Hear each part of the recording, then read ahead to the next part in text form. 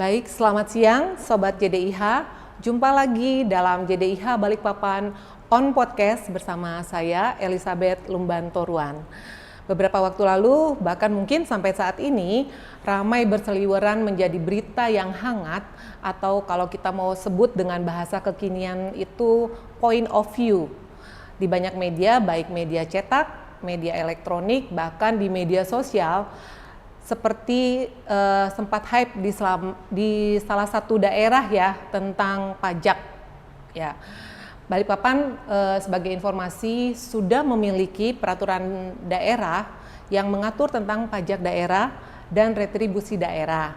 Yang pengaturannya di Omnibus Law-kan menjadi satu peraturan daerah, yaitu Perda nomor 8 tahun 2023 tentang pajak daerah dan retribusi daerah, Jonto Perda nomor 4 tahun 2025 tentang perubahan Perda nomor 8 tahun 2023 tentang pajak daerah dan retribusi daerah. Dan sebagai informasi juga, pembuatan atau pembentukan peraturan daerah itu sendiri dilakukan atas amanat dari Undang-Undang nomor 1 tahun 2022 tentang hubungan keuangan antara pemerintah pusat dan pemerintah daerah serta peraturan pemerintah nomor 35 tahun 2023 tentang ketentuan pajak daerah dan retribusi daerah. Siang hari ini kita akan mengupas tuntas kalau waktunya cukup ya.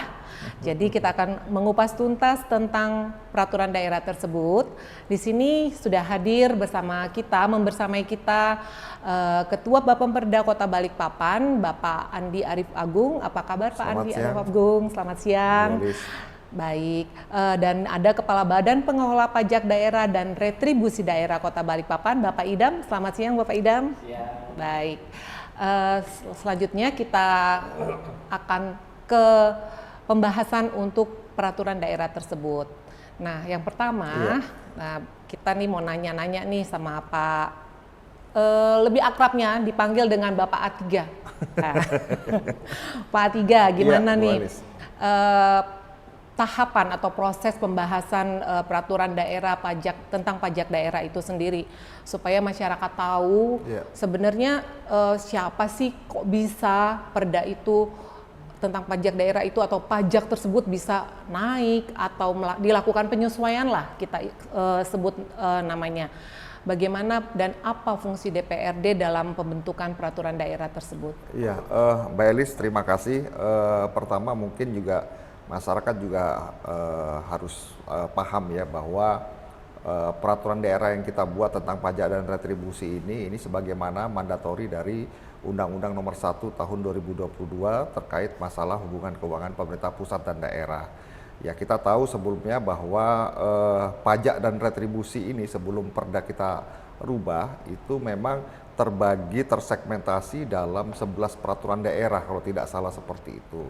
Makanya ada pesannya di pasal 49 Undang-Undang HKPD itu terkait masalah omnibus atau menggabungkan semua peraturan yang terkait dengan pajak dan retribusi dalam satu rumah besar namanya Perda Pajak dan Retribusi. Alhamdulillah kemudian perda ini ya yang digarap oleh teman-teman DPRD bersama teman-teman pemerintah daerah, dalam hal ini teman-teman bagian Dispenda lah ya, bagian Dispenda ya, dan teman-teman OPD yang lain sebagai supportingnya. Kita untuk masuk kategori Sekalimantan Timur sebagaimana amanah dari Undang-Undang nomor 1 itu termasuk paling cepat ya pembahasannya.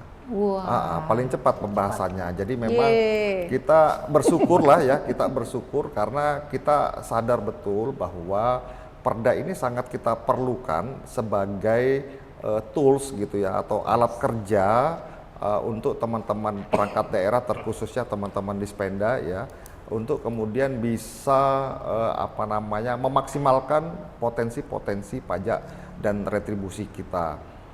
Dalam Undang-Undang HKPD kita tahu bahwa amanah dari pemerintah pusat mengisyaratkan bahwa ada namanya local tax in power gitu. Jadi bagaimana kemudian pemerintah daerah ya melalui toolsnya atau peraturan daerah yang kita buat ini punya kemampuan untuk mengidentifikasi, mengeksplor lebih banyak dan potensi-potensi terkait masalah pajak maupun retribusi. Makanya kita sadar betul situasinya bahwa percepatan peraturan daerah ini perlu untuk dilakukan. Nah, yang kedua juga perlu dipahami bahwa di semua perda ya, perda ini kan rata-rata perda itu pasti dinamis gitu ya, tapi sifat dinamisnya peraturan daerah itu jauh lebih dinamis perda ini gitu. Jadi kalau misalnya nanti masyarakat kok melihat bahwa seringkali ada perubahan terkait masalah perda pajak retribusi, karena memang pajak retribusi ini akan banyak potensi-potensi retribusi ya terkhususnya yang masih harus terus digali ya oleh pemerintah daerah melalui leading sektornya masing-masing gitu. Makanya sifat perda ini pastinya nanti ke depannya akan dinamis. Makanya nggak heran kemudian perda ini disahkan di tahun 2023, perda nomor 8. Dan kemudian nggak sampai 2 tahun kemudian kita bahas lagi gitu ya. Di tahun 2025 kemudian kita sahkan, walaupun masuknya kemarin di kumulatif terbuka ya. Jadi prosesnya ada proses di kumulatif terbuka, di tengah tahun anggaran itu kita masukkan usulan untuk kemudian revisi ini. Nah, ini mengisyaratkan bahwa perda tentang pajak dan retribusi itu sangat-sangat dinamis. Ya, kita tidak tidak menutup kemungkinan dan kita juga berharap kemudian nanti ada OPD-OPD yang merasa punya sektor retribusi yang dianggap potensi yang untuk kemudian digali kembali gitu. Jadi seperti itu gambarannya tentang perda pajak dan retribusi yang kita buat itu. Baik, berarti ini ada pembahasan antara pemerintah kota, kemudian DPRD, dan kemudian juga kita membuat kajian ya Pak ya? Ya, memang ini walaupun ini mandatori ya, karena ini sifatnya kemarin mandatori, kita langsung di naskah akademik kita cantolannya kan sudah sangat jelas ini, karena ini pesan dari undang-undang HKPD tersebut. Nah, yang kedua, perda secara umum itu ketika kemudian tahapannya sampai di tahapan ketiga pembicaraan tingkat pertama itu harusnya difasilitasi ya. Tapi kemudian berbeda dengan peraturan daerah yang terkait masalah pajak retribusi gitu loh. Jadi pajak retribusi ini sifatnya harus dievaluasi. Ya, dan kemudian karena juga informasinya ya, kalau tidak salah Pak Idam ya, karena ini juga perda ini betul-betul mandatori dan sifatnya sangat urgen. Ini bahkan difasilitasi dikomunikasikan ya, termasuk evaluasinya ke Kementerian Kemendagri dan Kementerian Keuangan. Artinya perda ini sangat spesial kalau menurut saya seperti itu. Baik. Ya. Jadi tidak serta-merta ya. Tidak serta-merta. Jadi prosesnya tahapannya juga panjang. Gitu. Iya. Berarti ini Pak Idam, kita berarti ada pembahasan, kemudian evaluasi di Kementerian Dalam Negeri, Kementerian Keuangan. Jadi tidak serta-merta nilai yang atau prosentase yang ditetapkan oleh perda tersebut itu bahwa adalah keinginan pemerintah. Mungkin Pak Idam bisa menyampaikan apa standar perhitungan, bagaimana perhitungan persentase dari masing-masing pajak tersebut, apakah ada kajian tersendiri ataukah BPPDRD nih yang punya mau? Iya, makasih Mbak Elis. Ya, terkait dengan disampaikan Pak A3 tadi, jadi memang kami juga berterima kasih kepada Ketua Bapemperda yang sudah mempercepat ya. Ini termasuk perda yang cukup cepat ya Pak Ketua ya. Dari perda yang awal, kemudian evaluasi kita di Kaltim yang pertama sebenarnya Ketua dan Mbak Elis. Ya, ini juga dukungan teman-teman di Bapemperda. Sehingga ini memang menjadi dasar, menjadi landasan kami untuk bergerak di lapangan. Karena memang sebagaimana disampaikan tadi, tujuan Undang-Undang 1 tahun 2022 ini, kemudian perda tentang PDRD ini memang untuk menguatkan local tax, menguatkan kapasitas fiskal daerah ini bisa lebih dinamis dan bisa lebih meningkat seperti itu. Nah, mungkin lebih tepatnya apa sih perubahan apa sih sebenarnya antara undang-undang lama dengan undang-undang yang baru terkait dengan PDRD ini. Di undang-undang baru atau di perda yang baru ini memang ada beberapa jenis perda yang baru, Mbak. Ada beberapa jenis perda yang beberapa jenis pajak yang baru. Walaupun memang juga ada beberapa jenis retribusi yang dihapuskan bahkan. Cuma memang untuk jenis pajak, pajak kan memang kalau kita lihat dari susunan organisasi, susunan PAD itu atau pendapatan, pajak daerah memiliki porsi yang sangat besar. Nah, undang-undang inilah yang mensupport, mendukung atau memfasilitasi supaya kami daerah itu lebih dinamis, bagaimana mengoptimalkan, bagaimana mengelola pajak daerah yang ada di kota Balikpapan misalnya. Nah, apa saja yang baru? Yang baru memang pertama ada namanya pajak option PKB, option PKB dan option BBNKB. Ini jenis dua pajak yang menjadi jenis pajak yang baru sebenarnya. Untuk pajak-pajak yang lama itu masih ada sebenarnya. Pajak hotel, pajak restoran, pajak reklame itu masih ada, walaupun mungkin nomenklaturnya yang berbeda. Nah, cuma yang paling spesifik itu dua jenis option ini yang menjadi tambahan di PAD kita. Yang skema awalnya option ini menjadi kewenangan pemerintah provinsi, dibagi hasilkan per 3 bulan. Nah, dengan adanya perda atau undang-undang baru ini, option itu menjadi langsung di-split ke kas daerah, sehingga potensinya itu yang menjadi meningkat di tahun ini. Itu per tahun 2025 ini perubahan signifikan terkait dengan dua tambahan ini. Itu mungkin, Mbak. Baik, berarti option PKB. Kalau option PKB itu sendiri, itu seperti apa maksudnya, Pak? Boleh bisa dapat penjelasan lebih? Ya. Kalau option PKB itu sebenarnya pajak kendaraan bermotor yang biasa kita bayar tahunan ketika kita memperpanjang STNK, kan ada PKB ya yang biasanya dibayarkan ke Samsat. Nah, dulu mekanismenya yang saya sampaikan tadi, dia mekanismenya dikumpulkan dulu di provinsi, baru kemudian dibagi hasilkan ke daerah per 3 bulan. Nah, dengan option ini sebenarnya option itu tambahan pajak lah seperti itu. Cuma secara formula tambahan itu tidak membebani ke wajib pajak sebenarnya. Dengan formula yang dengan tarif yang diperkecil, endingnya atau ketetapan akhirnya sebenarnya tidak bertambah ketetapan, cuma berkurang. Nah, itu yang dibayarkan oleh kita masyarakat langsung di-splitkan, langsung dimasukkan ke kasda kota, itu 66% dari total pembayaran PKB itu yang masuk per hari itu langsung ke kasda kota. Sehingga ini yang menjadi menambah potensi cash flow kita semakin cepat untuk dibelanjakan sebenarnya. Sisi itu yang lumayan bertambah ya. pendapatan asli daerah.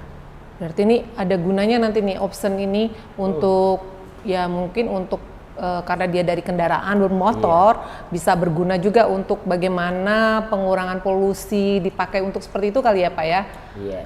Untuk mungkin dari OPD pengampunya nanti itu bisa dipakai untuk mengurangi emisi. Dinas lingkungan hidup lah ya, gitu ya maksudnya ya. Ya, seperti itu. Iya, baik. Tadi kan sudah disampaikan kaitan dengan penambahan, salah satunya adalah untuk option PKB itu sendiri. Nah, kalau misalnya dengan PBB nih, Pak, yang lagi hype beberapa waktu yang lalu ya, ada salah satu daerah yang sempat membuat semua secara nasional itu menjadi berita lah. FOMO lah ya. FOMO ya, istilah kekiniannya tuh FOMO. Bagaimana dengan PBB itu sendiri? Mungkin dari Pak Atiga sebagai wakil rakyat menanggapi hal ini. Sebenarnya saya tidak bicara teknis lah ya, Pak. Tapi dari segi kebijakan dan regulasi sebenarnya ada dua momentum ya sebenarnya kalau kita melihat ya. Yang pertama tadi momentum terkait masalah local tax in power tadi yang diamanatkan dalam Undang-Undang Nomor 1 Tahun 2022 tentang HKPD. Yang kedua ya, kita pun juga kemarin menggarap namanya Perda RT RW ya. Perda RT RW ini kita revisi pun juga terkait dengan posisi Balikpapan yang memang strategis karena ada di menjadi otot pendukung utamanya IKN gitu. Nah, ketika kemudian undang-undang tentang Ibu Kota Nusantara ini sudah disahkan dan kemudian Kalimantan Timur jadi jadi titik ya untuk IKN dan Balikpapan ada menjadi sebagai ototnya, ini pasti akan memiliki dampak yang sangat signifikan terkait masalah tata ruang wilayah kita gitu loh. Makanya kemudian revisi Perda RT RW pada akhirnya bisa merubah banyak skema tentang tata ruangan kita terkait masalah posisi itu. Nah, kalau saya melihat momentum itulah yang kemudian menciptakan signifikasi nilai value dari lahan kita yang secara komersil itu pasti akan berubah gitu loh. Dan perubahannya pasti sangat signifikan. Kita tahu lah masyarakat Balikpapan juga pasti mafhum lah dengan situasi hari ini. Sekarang nilai harga tanah di Balikpapan, apalagi kalau sudah bicara di Balikpapan Timur, Balikpapan Utara. Gitu ya, itu sudah signifikan kenaikannya gitu ya. Kalau kita bicara harga pasar itu ya. Nah, disitulah yang kemudian momentum itu yang mungkin kemudian membuat situasi kenapa kemudian pajak tentang PBB jadi naik signifikan gitu ya. Nah, dalam peraturan daerah itu sendiri khususnya di Perda nomor 8 tahun 2023, kemudian Jungto Perda nomor 4 tahun 2002, sebenarnya ada pengklasteran ya. Ada pengklasterannya. Nanti secara teknis nanti kan beliau bisa jelaskan. Kalau misalnya nilai NJOP-nya itu sampai dengan 1 miliar, itu tarifnya itu 0,1. Kan begitu ya. Kalau kemudian 1 miliar sampai 2 miliar itu baru kita naikkan ya. 0,15%. Dan kemudian 2 sampai 15 miliar kita naikkan jadi 0,2%. Jadi kalau kemudian yang meningkat itu tidak semuanya kita tingkatkan. Tapi kalau untuk kemudian pajak bumi dan bangunan yang di bawah 1 miliar itu tidak ada kita naikkan memang sebenarnya. Yang kita naikkan kalau tidak salah yang 2 miliar ke atas. 2 miliar ke atas. Yang 2 miliar ke atas itu yang kita naikkan. Kenapa? Karena kita melihat bahwa peluang di sini harus kita tangkap gitu. Karena akan banyak investasi yang masuk di Balikpapan sebenarnya. Kita bisa lihat hari ini RDMP juga sekarang luar biasa kan seperti itu. Nanti kedepannya pengembangan lagi bandara. Nah, baru kemudian pastinya gitu kawasan industri akan tumbuh gitu. Dan kemudian juga Balikpapan ini kan kita kenal kotanya nyaman dihuni. Nah, itu bukan slogan, tapi saya yakin nih warga Balikpapan juga merasakan suasana itu. Artinya apa? Pertumbuhan rumah dengan rumah yang klaster yang 2 miliaran ke atas akan bertumbuh di sini akan luar biasa. Jadi peluang ini kan akan kita tangkap gitu loh. Tapi sebelum itu terjadi, kita siapkan regulasinya. Nah, ini sebenarnya yang harus dipahami situasinya ya masyarakat. Nah, terkait kemudian perubahan NJOP, ya itu nanti yang lebih tahu nanti Pak Idam ya. Nah, seperti apa perubahan karena memang pasti juga akan menyesuaikan dengan tata ruang wilayah kita, gitu. Artinya kalau memang ada kawasan yang memang tidak kita tahu tidak akan mengalami pertumbuhan yang signifikan, gitu ya. Proyeksi ke depannya pasti value-nya juga nggak akan mungkin meningkat secara drastis. Nah, yang hari ini yang kesannya seolah-olah ini karena memang terjadi peningkatan yang signifikan karena value-nya itu berubah gitu. Dari yang mungkin dulu wilayah perkebunan tiba-tiba berubah menjadi kawasan perumahan. Nah, itu kan pasti berubah. Yang lebih dahsyat lagi kawasan perkebunan berubah menjadi kawasan industri. Wah, itu pasti lompatannya akan luar biasa besar gitu. Nah, ini penjelasannya ya seperti itu ya gitu. Berarti kan kalau misal dulu kawasan perkebunan mungkin harganya dulu mungkin NJOP-nya NJOP-nya mungkin 50.000. Nah, dengan adanya menjadi kawasan industri ya pasti naiklah nilainya karena pasti. Kan ada fasilitas yang disediakan oleh pemerintah ya. Dan ada tambahan-tambahan lain yang bisa dinikmati oleh masyarakat ya. Karena konsepnya tata ruang ini dibuat juga dalam rangka untuk mengakomodir potensi pertumbuhan ekonomi baru. Betul. Ya, karena membuat kebijakan tentang tata kelola perkotaan ini kan bukan sekedar persoalan pajak kita naikkan seperti ini, tidak, semuanya pasti punya visi gitu loh. Jadi visinya harus jelas. Jadi kalau kita melihat tata ruang Balikpapan menyesuaikan dengan ibu kota negara, berarti kita akan bicara namanya pertumbuhan ekonomi baru gitu. Betul. Nah, pertumbuhan ekonomi baru pasti akan membuat value gitu ya, nilai tanah pasti akan berubah. Iya. Gitu. Betul. Itu yang saya pikir yang mudah-mudahan ini harus terinformasikan ke masyarakat seperti itu. Baik. Jangan nanti mau menjual dengan harga yang tinggi tapi pajaknya tetap dengan harga yang 50, ya kan, padahal pajak perkebunan misalnya gitu. Harga perkebunan kan nggak mungkin. Ya saya juga mau membeli dengan harga 50.000 gitu ya.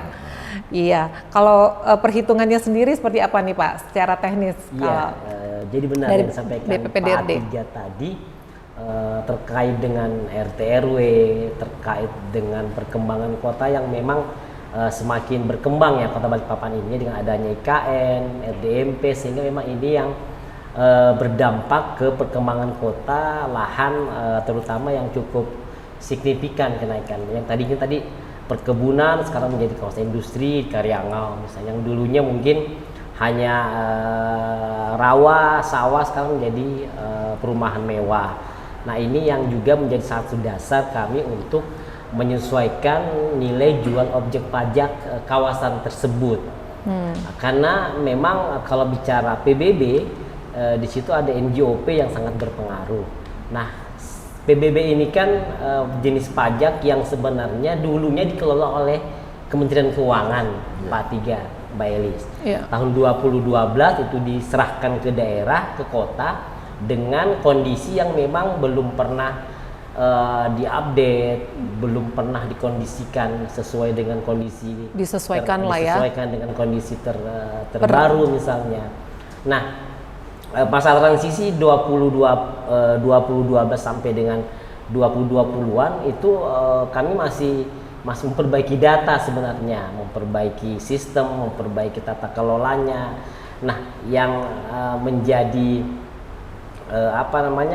yang paling penting memang akhirnya kita memperbaiki peta ZNT, itu yang kami perbaiki. Nah, dengan adanya undang-undang baru, amanat undang-undang baru tadi, salah satu pasalnya memang mengamanahkan kepada daerah untuk memperbaiki tarif, memperbaiki NJOP ini, sehingga kami bersama Dewan akhirnya untuk memfasilitasi sebenarnya beberapa tarif tadi kita sesuaikan dengan kondisi yang memang sesuai dengan kondisi Balikpapan. Dulunya tarifnya itu hanya 2, Mbak Elis, 0,1 dan 0,2. 0,1 itu sampai dengan 1 miliar ya Ketua ya. Nah, di atas 1 miliar langsung naik ke 0,2, sehingga ini kan menyisir lebih banyak sebenarnya. Dengan variasi tarif di undang-undang atau di perda baru ini lebih variatif sebenarnya. Yang tadi 1 miliar itu 0,1 tetap berarti 1 sampai 2 di 0,15 ini kan turun sebenarnya yang tarifnya ini. Nah, 2 sampai 5 ini yang naik 2%, naik 15 miliar ke atas ini yang mungkin naik ke kawasan industri dan sebagainya. Nah, yang kedua memang kami melihat perkembangan tadi, sehingga dulunya mungkin kawasan itu di sisi perumahan di sisi perkebunan tadi, sehingga ketika berkembang maka kita sesuaikannya juga NJOP-nya. Itulah yang mengakibatkan memang nilai NJOP-nya tergerek naik, sehingga PBB-nya juga mengakibatkan perubahan yang cukup signifikan. Tapi sebenarnya di perda kami juga sudah memberikan fasilitas stimulus, Ketua. Di situ ada fasilitas relaksasi, pemerintah kota bisa memberikan stimulus, bisa memberikan semacam diskon. Nah, tahun lalu itu untuk PBB kami sudah menaikkan menyesuaikan NJOP sebenarnya. Cuma ketetapan PBB-nya kami berikan stimulus sebesar 100%. Berapapun kenaikannya dari tahun lalu itu kami berikan full diskon sebesar itu. Nah, tahun ini itu yang mulai kami sesuaikan sebenarnya. Itu yang mulai kita sesuaikan melihat dari ZNT, letak, posisi, perkembangan kota dan sebagainya. Nah, tapi mungkin karena masih ada beberapa daerah yang mungkin terlewat, datanya belum pas. Nah, ini yang mengakibatkan mungkin ada beberapa kenaikan yang cukup signifikan kemarin yang tidak yang lepas dari penglihatan kami. Nah, itu mungkin yang agak viral sehingga Pak Wali akhirnya menetapkan, mengambil keputusan mengembalikan ketetapan PBB Kota Balikpapan sama seperti dengan ketetapan tahun lalu, tidak ada kenaikan. Nah, itu yang kemarin terjadi di Kota Balikpapan terkait dengan PBB seperti itu. Oke, berarti ini kalau tadi dari info dari Pak Idam nih bahwa sejak diserah terimakan gitu ya dari KPP ya, dari KPP Pratama ke pemerintah Kota Balikpapan dari 2012. Sudah 13 tahun ya kita tidak ada penyesuaian. Nah, kemudian di 13 tahun inilah kita melakukan penyesuaian dengan momentum mengikuti apa kalimat mensitir kalimat Pak Atiga. Momentumnya itu Perda ini ya Pak ya. Jadi Perda 8 tahun 2023. Jadi kita melakukan penyesuaian, didukung lagi dengan RT RW, kemudian asas perkembangan dan pertumbuhan pembangunan Kota Balikpapan, sehingga kita perlu melakukan. Dan sebenarnya kenaikan itu pun tidak merata semua ya. Tadi seperti yang disampaikan oleh Pak Atiga bahwa ada klaster-klaster untuk masing-masing kenaikan tersebut ya, sehingga tidak secara istilahnya tidak membabi buta lah, membabi buta secara brutal gitu kita naikkan, tapi ada clustering sendiri supaya masyarakat pun tidak keberatan. Dan juga tadi ada stimulus ya, yang namanya diskon tuh paling disenengin sama ibu-ibu. Jadi ada stimulus dan sehubungan dengan happening, berita-berita yang happening ini memang akhirnya Pak Wali yang mengambil kebijakan untuk melakukan penundaan sementara.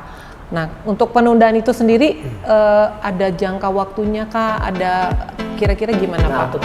Ya, komposisinya sekarang lebih besar yang bisa dibudidayakan.